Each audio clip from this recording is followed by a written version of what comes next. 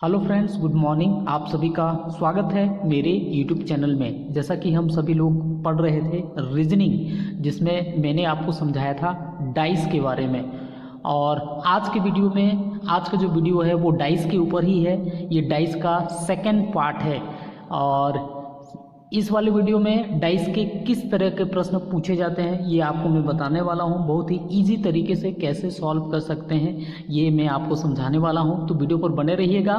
लेकिन वीडियो शुरू करने से पहले आपसे मेरी छोटी सी रिक्वेस्ट है, यदि आपने मेरे चैनल को सब्सक्राइब नहीं किया है तो सब्सक्राइब कर लें ताकि आपको ऐसी वीडियो मिलती रहे। तो चलिए शुरू करते हैं। जैसे कि आप यहाँ पर देख पा रहे होंगे, ये अनफोल्डेड डाइस है ना। मतलब ये बिना मुड़ा हुआ एक मतलब बिना मुड़ा हुआ डाइस है। जब आप इसको मोड़कर एक डाइस बनाएंगे, एक घन का रूप देंगे, तो उसके विपरीत फलक में क्या आएगा ये प्रश्न होता है। जैसे इसको मोड़ के मैं ऐसा डाइस बनाऊं तो इनमें से कौन सा विपरीत फलक के अंक हो सकते हैं उसको आपको मैच करना होगा। इनमें से कौन सा घन बनाया जा सकता है, इसको मिला के कौन सा घन जो है इसमें बनाया जा सकता है, ये प्रश्न में आता है।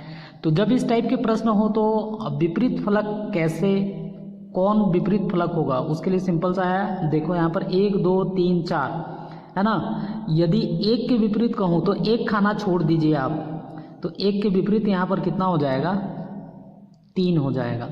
और फिर 2 के विपरीत एक खाना छोड़ के 4 हो जाएगा।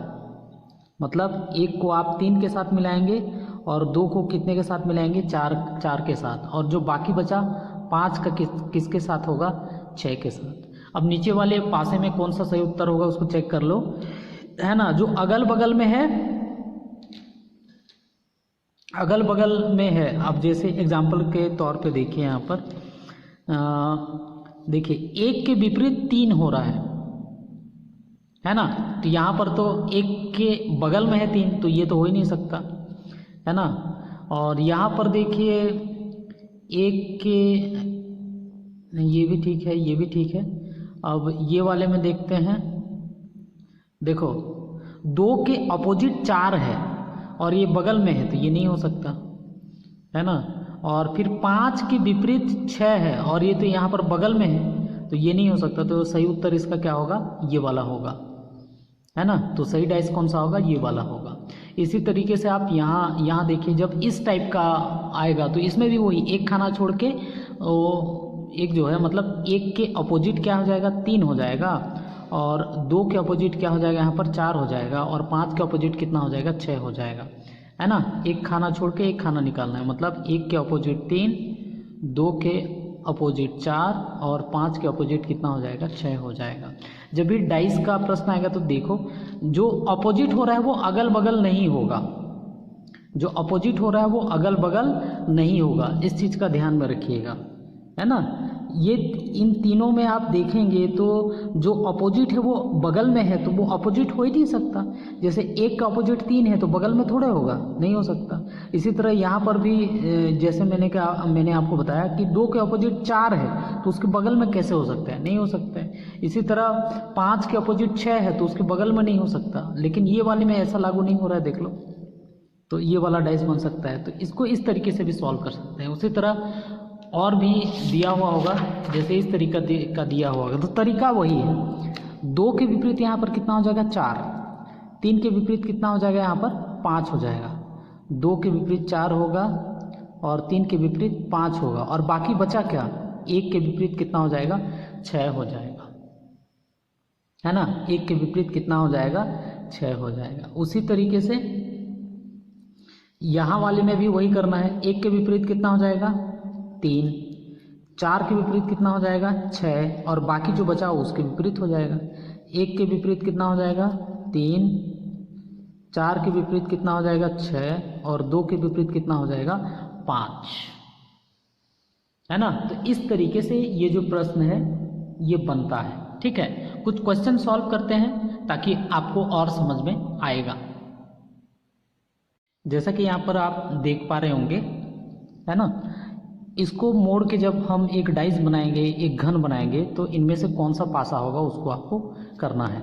तो आपको समझाया मैं। अब विपरीत क्या होगा, एक खाना को एक खाना के छोड़ दो, 2 3 4 5, है ना।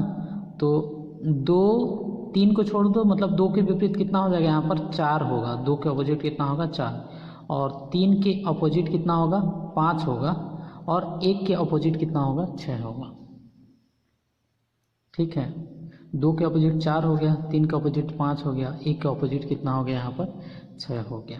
सिंपल सा है। अब ये इसके अपोजिट है, तो जो अपोजिट होगा वो बगल में नहीं होगा। इसमें से चेक करते हैं, देखो, है ना। 6 वाला का बात करो तो 6 का अपोजिट 1 है, ठीक। और कोई मामला वाला है नहीं। 5 वाला का देखो, यहाँ पर 3 का अपोजिट 5 है, तो उसके बगल में है 3, तो ये तो हो ही नहीं सकता, है ना। ये तो हो ही नहीं सकता, क्योंकि 3 जो है 5 के अपोजिट है, तो बगल में कैसे हो सकता है, नहीं हो सकता ना। इसी तरह यहाँ पर देखो, 6 वाली की हम बात करें तो 6 का अपोजिट 1, तो ये बगल में ये नहीं हो सकता है ना। 1 का अपोजिट 6 है, तो बगल में कैसे होगा। अब 3 के अपोजिट 5, ये वाला भी नहीं हो सकता है, बगल में कैसे हो सकता है। ये वाला को देखो, है ना। 6 4 वाला का कोई रिलेशन नहीं है, 3 और 4 का कोई रिलेशन नहीं है, तो इसका मतलब ये उत्तर जो है आपका क्या है, सही है ना। 6 के अपोजिट वाला अंक यहाँ पर नहीं होना चाहिए। 6 के अपोजिट क्या है, 1 नहीं है। 4 का अपोजिट वाला अंक यहाँ पर नहीं होना चाहिए। 4 का अपोजिट कितना है, 2, यहाँ पर नहीं है। 3 का अपोजिट वाला अंक यहाँ पर नहीं होना चाहिए, तो 5 नहीं है, मतलब ये इसका उत्तर ये सही हो गया। उसी तरह यहाँ अभी निकालेंगे आप, तो F के अपोजिट क्या आएगा, B, और E के अपोजिट क्या आ जाएगा, C। मतलब F के अपोजिट आएगा B, E के अपोजिट आएगा C, और A के अपोजिट आएगा D। F के अपोजिट आएगा B, E के अपोजिट आएगा C, A के अपोजिट आएगा D। अब सबसे देखो, F का अपोजिट B, F का अपोजिट B है, लेकिन ये तो बगल में है, तो ये हो ही नहीं सकता, है ना। F का अपोजिट यहाँ नहीं है। E का अपोजिट भी नहीं है। D का अपोजिट भी नहीं है, यही उत्तर होना चाहिए, लेकिन और चेक कर लेते हैं। E का अपोजिट C, देखो बगल में है, तो ये नहीं होना चाहिए। D का अपोजिट A है, तो बगल में है, तो ये नहीं होना चाहिए, तो इसका उत्तर ये सही हो जाएगा। तो इस तरीके से हम जो है, जो अनफोल्डेड डाइस है, उसको हम डाइस में जब मोड़ के बनाते हैं, तो जो बना हुआ रूप, इस तरीके से इन प्रश्नों को हल करते हैं। उम्मीद करता हूँ आपको ये सारा चीज़ समझ में आया होगा। वीडियो अच्छा लगा होगा तो लाइक और शेयर करना ना भूलें। धन्यवाद।